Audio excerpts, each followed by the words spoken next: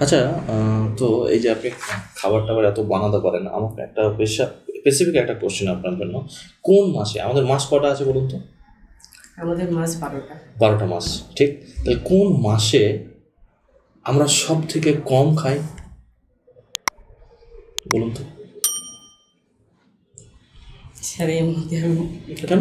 Guess করতে পারছি না। খাবার রান্না করেন আপনার, তো জানা হ্যাঁ, দরকার। রান্না করি। হ্যাঁ, কিন্তু কোন মাসে আমরা সব থেকে কম খাই?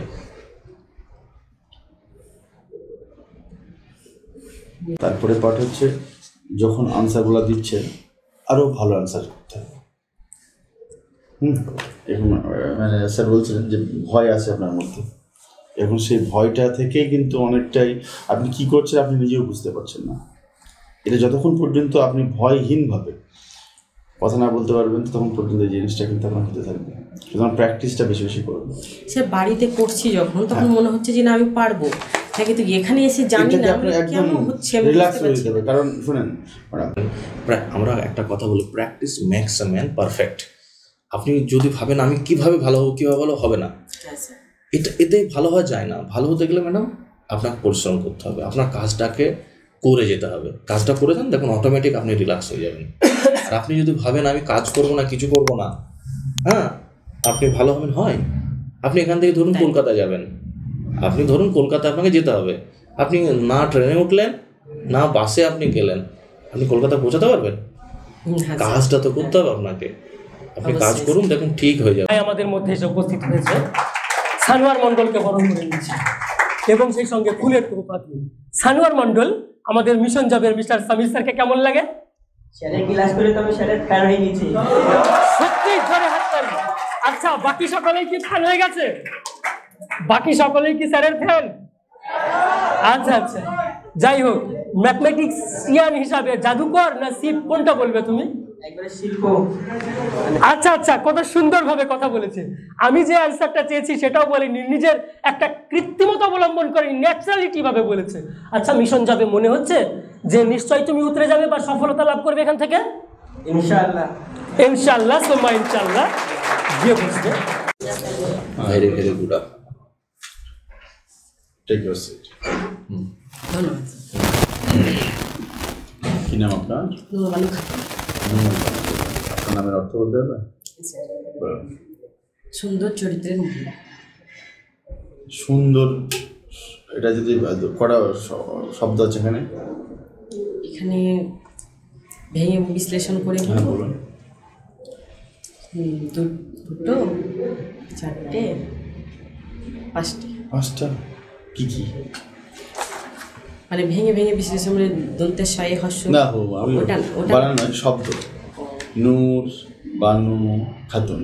হ্যাঁ, তাহলে এখানে সুন্দর বলি কোন শব্দটা আছে? দুটো আছে, সুন্দর। আপনার সম্পর্কে কিছু বলুন। ধন্যবাদ স্যার আমার সম্পর্কে বলার জন্য। আমি নুরবানু খাতুন, আমি মুর্শিদাবাদ জেলার স্বাগতিক থানার অন্তর্গত পাউলি নামক একটি ছোট্ট গ্রাম থেকে এসেছি। আমি MA কমপ্লিট করেছি বর্তমান ইউনিভার্সিটি থেকে, ইতিহাস অনার্স নিয়ে। আচ্ছা, বর্তমানে আমি গৃহবধূ, পাশাপাশি রান্না করতে আমি খুব পছন্দ করি। এর সঙ্গে আবৃত্তিও করেছি আগে, কিন্তু এখন সেইভাবে করা যায় না। এছাড়া কোনো বাচ্চাদের সঙ্গে আমার মিশতে খুব ভালো লাগে। আচ্ছা, আপনি MA করলেন, তারপর প্রাইমারি স্কুলের শিক্ষিকা হতে চাইছেন? হ্যাঁ স্যার, কারণ আমার স্বপ্ন যে আমি, বা আমার উদ্দেশ্য ছিল ওটাই যে আমি শিক্ষিকা হব। সেই হিসাবে আমি DLED করে। কত সালে ডিলিট করেছেন? আমি DLED করেছি 15 সালে। 15 সালে? 13-15 সালে। তাহলে এর আগের রিক্রুটমেন্টে কী হলো আপনার? আগে একটা HS দিয়েছি 11তে। HS দেওয়ার পরেই আমি DLEDটা কমপ্লিট করেছি। তো এতদিন লাগলো কেন আপনার প্রাইমারি স্কুলে চাকরি পেতে? এতদিন বলতে গেলে আমি প্রাইমারি জব দিয়েছিলাম 14তে, কিন্তু পাস করতে পারিনি। 17তে দিয়েছিলাম, 17তে পাস করেছি। পাস করে কিন্তু ইন্টারভিউতে আমি কোয়ালিফাই করতে পারিনি। পারেননি? না স্যার। হ্যাঁ, আমার কী দুর্বলতা ছিল আপনার? দুর্বলতা বলতে গেলে হয়তো ইন্টারভিউয়ের সময় আমি খুব নার্ভাস হয়ে গেছিলাম আর কি। এখনও তো নার্ভাস হয়ে যাচ্ছেন? হ্যাঁ, হয়ে তাহলে তো যাচ্ছে। এবারও তো হবে না। কিন্তু এবার বুঝতে পারছিলেন, এই জন্য এখানে আমার আশা যে না আমি না যাতে না, আমি আপনি আগেবার নার্ভাস হচ্ছিলেন কেন?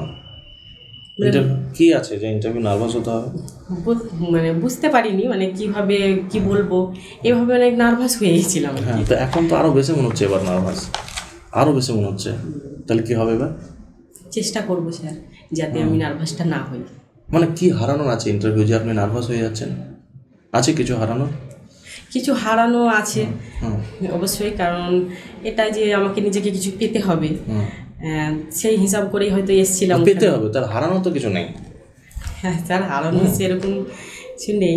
আচ্ছা কিন্তু আচ্ছা তবুও আচ্ছা, বেশ ম্যাডাম, আপনি বাচ্চাদের ধরুন আপনি পড়াচ্ছেন, হ্যাঁ, আপনি বাচ্চাদের পাঠদান করছেন, হ্যাঁ স্যার, তো একটা বাচ্চা সে খুব মোটা, একটা বাচ্চা খুব মোটা, হ্যাঁ স্যার, তো বাকি বাচ্চারা তাকে মোটা মোটা করে রাগাচ্ছে, হ্যাঁ, তো আপনি দেখছেন বিষয়টা, হ্যাঁ স্যার।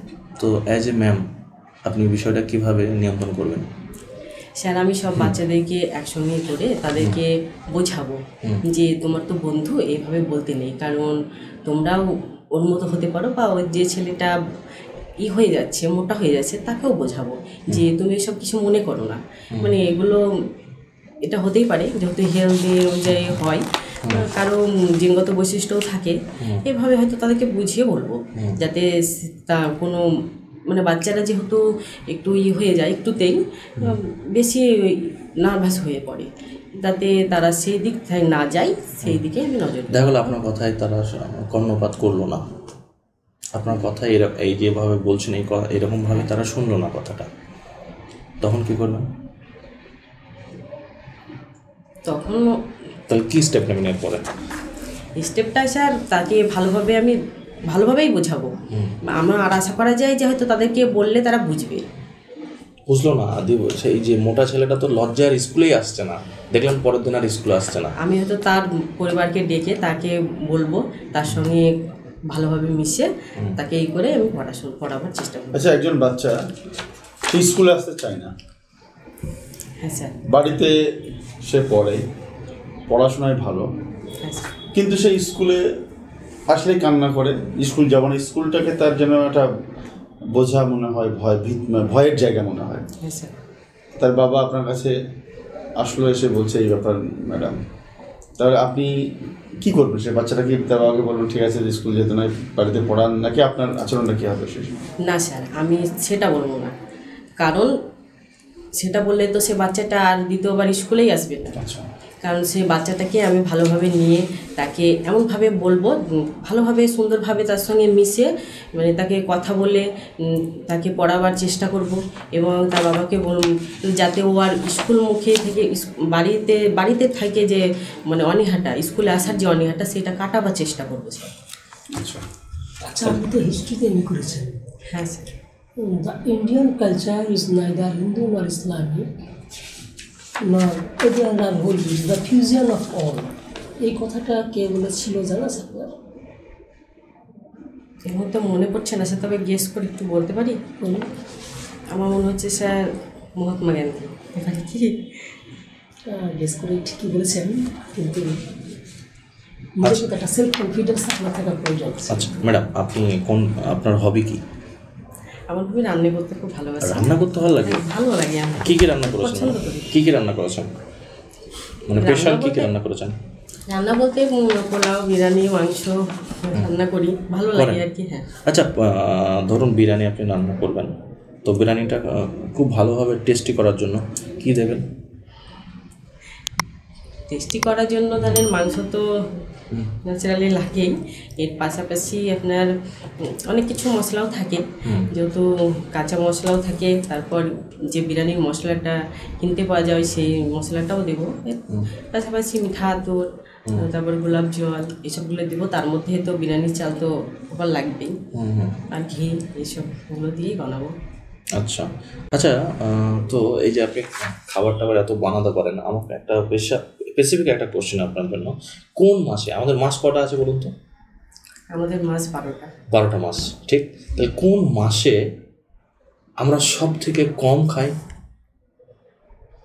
বলুন তো? স্যার এই মধ্যে আমি কেন গেস করতে পারছি না। খাবার রান্না করেন আপনার, তো জানা হ্যাঁ, দরকার। রান্না করি, হ্যাঁ, কিন্তু কোন মাসে আমরা সব থেকে কম খাই? গুড মর্নিং বাচ্চারা, তোমরা সকলে কেমন আছো? খুব ভালো ম্যাডাম। আপনি ভালো আছেন ম্যাডাম? হ্যাঁ, আমিও ভালো আছি। আচ্ছা, কালকে তো রবিবার ছিল তাই তো? হ্যাঁ, তোমরা সকালে পড়েছো? বাহ, খুব ভালো পড়েছো সকালে তাহলে। হ্যাঁ, ম্যামের কথা তাহলে শুনেছো তাই না? বাহ, ভেরি গুড। আচ্ছা, আগের দিন আমরা একটা খুব খেলা খেলেছিলাম তাই তো? হ্যাঁ, এই খেলা বাদ দেওয়া দিয়েই খেলা খেলেছিলাম। কি বলছো রাহুল, তুমি আসোনি স্কুলে? ও আচ্ছা আচ্ছা, স্কুলে আসোনি। আচ্ছা বেশ, কোথায় গেছিলে? মামার বাড়ি? ও আচ্ছা, বাস ফোন দিয়ে দেখো তাহলে একটু বুঝতে পারবে, ঠিক আছে? আচ্ছা আচ্ছা।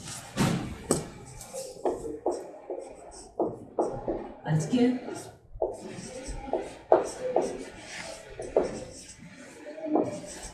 চলো, আজকে আমরা দেখো, আমরা তো সংখ্যা শিখে গেছিলাম। হ্যাঁ, এই যে 1 থেকে 9 অবধি সংখ্যা আমরা শিখে গেছি তাই তো? হ্যাঁ, যখন আমাদের তার কিছুদিন পর পরীক্ষা, তো মা বাবা খুব বকে তাই না? হ্যাঁ, কি বলে বলছো? হ্যাঁ, মা বকে। ও আচ্ছা আচ্ছা, কি বলে? ও গোল্লা পাবে পরীক্ষায়? হ্যাঁ, গোল্লা মানে কি? ও রসগোল্লা। হ্যাঁ হ্যাঁ, রসগোল্লার মতন কিন্তু একটা সংখ্যা আছে জানো তো? হ্যাঁ, রসগোল্লার মতো একটা সংখ্যা আছে যেটা আমরা কি বলি? শূন্য। দেখো এটা, এই যে এরকম একটা গোল, এটাকে বলি আমরা শূন্য। ইংরেজিতে বলি কি? জিরো। ইংরেজিতে বলি জিরো, ঠিক আছে? তাহলে আজকে আমরা চলো শূন্য সম্পর্কে জানি, ঠিক আছে? লেখো, আমার হাতে একটা পেন্সিল আছে তাই তো? আচ্ছা রাহুল, তোমার একটা পেন্সিল করে দাও তো। হ্যাঁ, আর তুমি তুমি দেবে একটা, বাস। তাহলে কটা হলো আমার কাছে? 3টে হলো তাই তো? দেখো, আমি যদি 3টে পেন্সিল রেখে দিই, আমার হাতে কি কোনো আর পেন্সিল আছে? নেই তো। তাহলে আমার হাতে পেন্সিল নাই মানে হাতটা আমার ফাঁকা, তাই না? তাই যে ফাঁকা মানে হচ্ছে শূন্য, মানে কিছুই নেই। দেখো, আর একটু লক্ষ্য করে দেখো, আমি এখানে একটা গাছ আঁকছি, ঠিক আছে?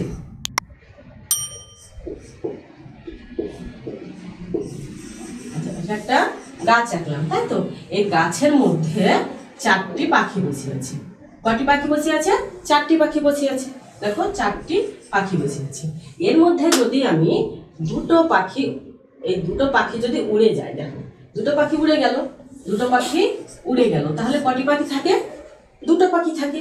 হ্যাঁ, 2টো পাখি। আর তারপর দেখো, এখানে আছে কটা পাখি? 2টো পাখি। আচ্ছা, এই 2টো পাখি। এবার 2টোর মধ্যে যদি 2টো পাখি উড়ে যায়, তাহলে কটা পাখি থাকবে?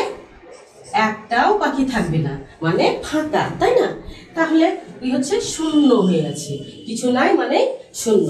তাহলে এখান থেকে আমরা একটা জিনিস বুঝে গেলাম কি? দেখো তো, 2 এ 2 এ যখনই কোনো সংখ্যার সঙ্গে কোনো সংখ্যা মিলে যাবে বা বিয়োগ বাদ দেওয়া হবে, তখন কিন্তু শূন্যই হয়ে যাবে। বুঝতে পেরেছো? আচ্ছা আচ্ছা, বেশ। আর একটা কিন্তু জিনিস আছে, কি মজা জানো তো? দেখো, এই যে আমরা 1 থেকে 9 অবধি সংখ্যা শিখেছিলাম, তো এই 9 সংখ্যা থেকে দেখো, আমি যদি এখানে 1 লিখি, তাহলে 1-এর পরে যদি আমি শূন্যটা দিই, মানে ডান দিকে যদি শূন্যটা দিলাম, তাহলে দেখো তো কত হয়ে গেল? বাহ, ভেরি গুড, ঠিক বলেছো, 10 হয়ে গেল। মানে ডান দিকে আমি শূন্য দিলাম মানে আমার সংখ্যাটা বেড়ে গেল। কিন্তু যদি আমি বাঁ দিকে একটা শূন্য দিয়ে দিই, তাহলে কি কোনো সংখ্যার মান বাড়ছে? না, বাড়ছে না, কারণ সংখ্যা যা তাই থেকে যাচ্ছে। বুঝতে পেরেছো? ইন্টারভিউ ভালো হয়েছে, তবে আরও ভালো করতে হবে। প্রথমে আপনার আসার পরে কিছু না বলে আপনি কিন্তু বসার জন্য পুরো রেডি, প্রায় বসতে যাচ্ছেন, তখনই বুঝতে বলা হবে। কিন্তু না, আগে আপনি এখানে স্ট্যান্ড করবেন, দাঁড়িয়ে তারপর আপনি যতক্ষণ না পর্যন্ত বসতে বলা হবে আপনি বসবেন না। এটা ঠিক আছে। 2 নম্বর পার্ট হচ্ছে, আপনি কথা যখন বলছেন আপনার ডান হাতটা নড়ছে, হাত নেড়ে বলার চেষ্টা করছেন, এটা করা যাবে না। আর তারপরে নিজে বুঝতে পারছি না। হ্যাঁ, এটা হচ্ছে।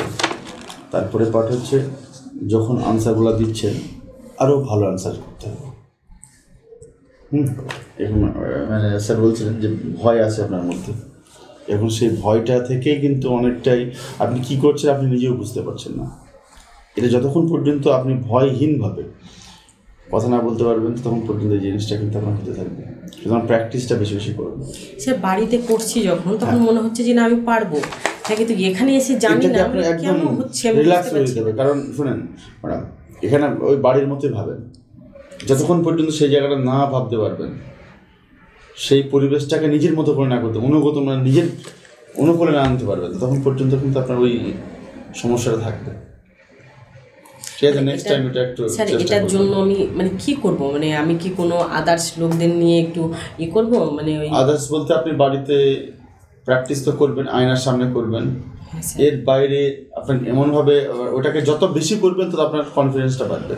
একবার দুবার হলো আপনি ভাবলেন তাতে কিন্তু হবে না ম্যাডাম, বেশি বেশি করবেন আর একটু পড়াশোনা করবেন আরও, আর তারপর সেটাকে করবেন যে আমি একদম ভালো দেবো, নিজের মধ্যে কনফিডেন্সটা নিয়ে আসুন, দেখবেন এখানে ভালো হয়ে যাবে। আচ্ছা স্যার, প্রথম দিন যখন আমি এখানে আসি তখন তো আমার মনে হচ্ছিল আমি কিছুই জানি না, এরকমই মনে এই যে হচ্ছে। প্র্যাকটিস করছেন বলেই ইমপ্রুভ হচ্ছে। আপনি যে ক্লাসটা করালেন যথেষ্ট পূর্ণতা প্রদানের চেষ্টা করেছেন, বাট স্যার যখন একটা কোশ্চেন্স করলেন না, আপনি আপনার নামের যে মানে বলতে যাচ্ছিলেন, সুন্দর, সুন্দর কিন্তু একটাই শব্দ, এটাকে আপনি দুটো শব্দ বললেন, এটা দুটো দল আছে বা দুটো সিলেবল আছে। সুন্দর, শুন একটা দল, হ্যাঁ হ্যাঁ দর একটা দল বা সিলেবল ইংলিশে যেটাকে বলি, কিন্তু একটাই শব্দ সুন্দর। এই সুন্দরটাকে আপনি দুটো শব্দ বললেন। স্যার না ম্যাডাম, আমি যেটা ওখানে বলতে চাইছি নূর বানু, হ্যাঁ নূর মানে সুন্দর নয়, নূর মানে আলো, জ্যোতি। মানে একসঙ্গে যখন অ্যাকচুয়ালি আপনার মানেটা দাঁড়াবে কি নামটা তখন জ্যোতির্ময়, জ্যোতির্ময়ী নারী, এটা শব্দের অর্থ আপনার। তাহলে আপনার জবটা হবে, আর নাহলে হবে না। আপনার তো কিছু হারানো নাই, আপনি নূরবানু ম্যাডাম নূরবানুই থাকবেন, বানু নূর বানু হবেন না, বানু নূর হবেন না আর কি। হ্যাঁ, সুতরাং আপনি হারানোর কিছু নেই ম্যাডাম, আপনি রিল্যাক্সে থাকবেন, কথা বলার সময় রিল্যাক্সে থাকবেন, যেমন আপনি মানুষ সেরকমভাবেই কথা বলবেন, দেখুন খুব ভালো হবে। ঠিক আছে আর অলরেডি আপনার ভালো হয়েছে, অনেক ভালো হয়েছে। হ্যাঁ স্যার, কারণ আমি আর একটা জিনিস স্যার হয়তো কথাটা বললেন না আজকে, স্যার সবাইকে বলেন, সেটা হচ্ছে প্রাইমারি চাকরি পেতে গেলে দরকার কোয়ালিফিকেশন কি? এইচএস, তাই তো? কিন্তু আপনার কোয়ালিফিকেশন কতটা? MA করা আছে ইন হিস্ট্রি, রাইট? তাহলে আপনার এই চাকরিটা পাওয়ার জন্য আপনার অনেক বেশি যোগ্যতা, তাহলে আপনার হবে না কে বলছে? আপনার মতো ম্যাডাম পেলে যে স্কুলে যাবে ধন্য হবে। কিন্তু আপনি এখানে এই জায়গাটায় ঘাবড়ে যাচ্ছেন বলে আপনি সেই জায়গাটা আগামী দিন দেখাতে পারছেন না। হ্যাঁ স্যার, বুঝতে পারলেন? মানে এই নার্ভাসটাই আমার বেশি হয়ে যাচ্ছে। সব ঠিক হয়ে যাবে। এটা আমি নিজেও বুঝতে পারছি যে আমি নার্ভাস হচ্ছি, কিন্তু নিজেকে সেই কন্ট্রোলে আনতে পারছি না। অনেক ভালো হয়েছে, ট্রাই করুন নিশ্চয়ই। প্র্যাকটিসটা করুন, খুব প্র্যাকটিস করুন ম্যাডাম। যখন দেখবেন, আমরা একটা কথা বলি, practice makes a man perfect. আপনি যদি ভাবেন আমি কিভাবে ভালো হবো, কীভাবে ভালো হবে না, হ্যাঁ স্যার, এতেই ভালো হওয়া যায় না। ভালো হতে গেলে ম্যাডাম আপনাকে পরিশ্রম করতে হবে, আপনার কাজটাকে করে যেতে হবে। কাজটা করে যান, দেখুন অটোমেটিক আপনি রিল্যাক্স হয়ে যাবেন। আর আপনি যদি ভাবেন আমি কাজ করবো না, কিছু করবো না, হ্যাঁ, আপনি ভালো হবেন হয়? আপনি এখান থেকে ধরুন কলকাতা যাবেন, আপনি ধরুন কলকাতা আপনাকে যেতে হবে, আপনি না ট্রেনে উঠলেন না বাসে আপনি গেলেন, আপনি কলকাতা পৌঁছাতে পারবেন? হ্যাঁ কাজটা তো করতে হবে আপনাকে। আপনি কাজ করুন, দেখুন ঠিক হয়ে যাবে, ভালো অটোমেটিক ভালো হয়ে যাবে, কর্মের ফল পাবেন ম্যাডাম। চলুন, হ্যাঁ।